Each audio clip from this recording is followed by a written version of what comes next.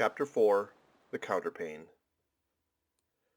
Upon waking next morning about daylight, I found Queequeg's arm thrown over me in the most loving and affectionate manner. You had almost thought I had been his wife.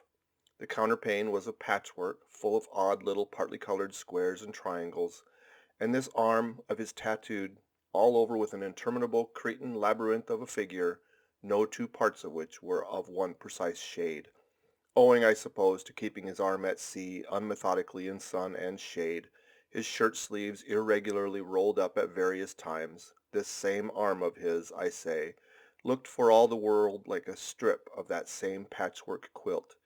Indeed, partly lying on it as the arm did when I first awoke, I could hardly tell it from the quilt. They so blended their hues together, and it was only by the sense of weight and pressure that I could tell that Queequeg was hugging me. My sensations were strange. Let me try to explain them. When I was a child, I well remember a somewhat similar circumstance that befell me. Whether it was a reality or a dream, I never could entirely settle. The circumstance was this. I had been cutting up some caper or other. I think I was trying to crawl up the chimney, as I had seen a little sweep do a few days previous, and my stepmother, who somehow or other was all the time whipping me or sending me to bed supperless, my mother dragged me by the legs out of the chimney and packed me off to bed, though it was only 2 o'clock in the afternoon of the 21st June, the longest day in the year in our hemisphere. I felt dreadfully, but there was no help for it, so upstairs I went to my little room in the third floor, undressed myself, and slowly as possible so as to kill time, and with a bitter sigh, got between the sheets. I lay there dismally calculating that 16 entire hours must elapse before I could hope for a resurrection. 16 hours in bed. The small of my back ached to think of it. And it was so light, too. The sun shining in at the window, and a great rattling of coaches in the streets, and the sound of gay voices all over the house. I felt worse and worse. At last I got up, dressed, and softly going down in my stockinged feet, sought out my stepmother, and suddenly threw myself at her feet, beseeching her as a particular favor to give me one good slip-ring for my misbehavior. Anything, indeed, but condemning me to lie abed at such an unendurable length of time. But she was the best and most conscientious of stepmothers, and back I had to go to my room. For several hours I lay there broad awake, feeling a great deal worse than I have ever done since, even from the greatest subsequent misfortunes. At last I must have fallen into a troubled nightmare of a doze, and slowly waking from it, half steeped in dreams, I opened my eyes, and the before sunlit room was now wrapped in outer darkness. Instantly I felt a shock running through my frame. Nothing was to be seen, and nothing was to be heard, but a supernatural hand seemed placed in mine. My arm hung over the counterpane, and the nameless, unimaginable, silent form or phantom to which the hand belonged seemed closely seated by my bedside. For what seemed ages piled on ages, I lay there, frozen with the most awful fears, not daring to drag away my hand, yet ever thinking that if I could but stir it one single inch, the horrid spell would be broken. I knew not how this consciousness at last glided away from me, but waking in the morning, I shudderingly remembered it all, and for days and weeks and months afterward, I lost myself in confounding attempts to explain the mystery. Nay, to this very hour, I often puzzle myself with it. Now take away the awful fear, and my sensations at feeling the supernatural hand in mine were very similar in their strangeness to those which I experienced on waking up and seeing Queequeg's pagan arm thrown around me.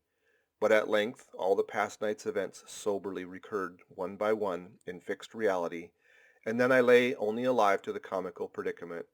For though I tried to move his arm, unlock his bridegroom clasp, yet sleeping as he was, he still hugged me tightly as though naught but death would part us twain. I now strove to rouse him. "Queequeg!" But his only answer was a snore. I then rolled over, my neck feeling as if it were in a horse collar, and suddenly felt a slight scratch. Throwing aside the counterpane, there lay the tomahawk sleeping by the savage's side, as if it were a hatchet-faced baby. A pretty pickle, truly, thought I. A bed here in a strange house in a broad day, with a cannibal and a tomahawk. "Queequeg! In the name of goodness, Queequeg, wake!" At length, by dint of much wriggling and loud and incessant expostulations upon the unbecomingness of his hugging a fellow male in that matrimonial sort of style, I succeeded in extracting a grunt, and presently he drew back his arm, shook himself all over like a Newfoundland dog just from the water, and sat up in bed, stiff as a pikestaff, looking at me, and rubbing his eyes as if he did not altogether remember how I came to be there, though a dim consciousness of knowing something about me seemed slowly dawning over him. Meanwhile, I lay quietly eyeing him, having no serious misgivings now, and bent upon narrowly observing so curious a creature. When at last his mind seemed made up touching the character of his bedfellow, and he became, as it were, reconciled to the fact, he jumped out upon the floor, and by certain signs and sounds gave me to understand that if it pleased me he would dress first, and then leave me to dress afterward, leaving the whole apartment to myself. Thinks I, Queequeg, under the circumstances, this is a very civilized overture, but the truth is, these savages have an innate sense of delicacy, say what you will. It is marvelous how essentially polite they are.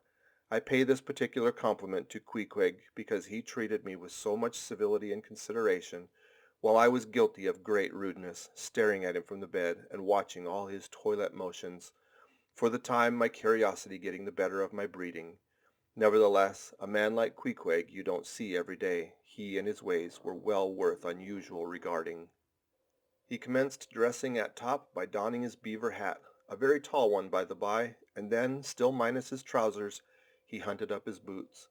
What under the heavens he did it for I cannot tell, but his next movement was to crush himself, boots in hand and hat on, under the bed, when from sundry violent gasps and strainings I inferred he was hard at work booting himself, though by no law of propriety that I ever heard of is any man required to be private when putting on his boots. But Queequeg, do you see, was a creature in the transition stage, neither caterpillar nor butterfly. He was just enough civilized to show off his outlandishness in the strangest possible manners. His education was not yet completed. He was an undergraduate. If he had not been a small degree civilized, he very probably would not have troubled himself with boots at all. But then, if he had not been still a savage, he never would have dreamed of getting under the bed to put them on. At last he emerged with his hat very much dented and crushed down over his eyes, and began creaking and limping about the room, as if, not being much accustomed to boots, his pair of damp, wrinkled cowhide ones, probably not made to order either, rather pinched and tormented him at the first go-off of a cold, bitter morning. Seeing now that there were no curtains in the room, and that the street being very narrow, the house opposite commanded a plain view into the room, and observing more and more the indecorous figure that Queequeg made, staving about with little else but a hat and boots on, I begged him as well as I could to accelerate his toilet somewhat, and particularly to get into his pantaloons as soon as possible. He complied, and then proceeded to wash himself.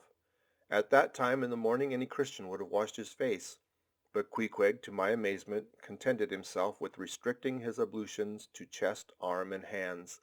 He then donned his waistcoat, and taking up a piece of hard soap on the washstand center table, dipped it into water and commenced lathering his face.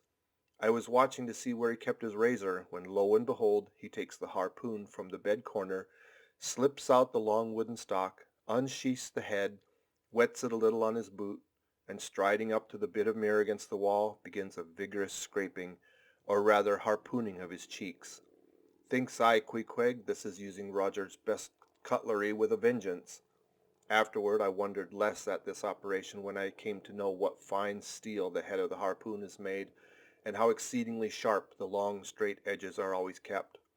The rest of his toilet was soon achieved, and he proudly marched out of the room, wrapped up in his great pilot monkey jacket, and sporting his harpoon like a marshal's baton. End of chapter 4.